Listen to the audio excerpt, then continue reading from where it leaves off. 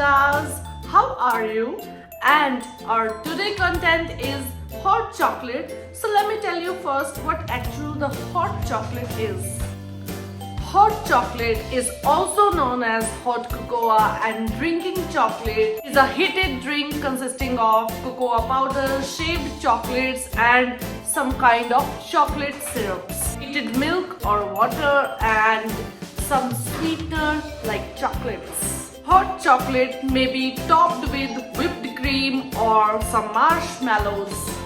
It is sometimes made with melted chocolates, which is called as drinking chocolate, characterized by less sweeteners and high consistency.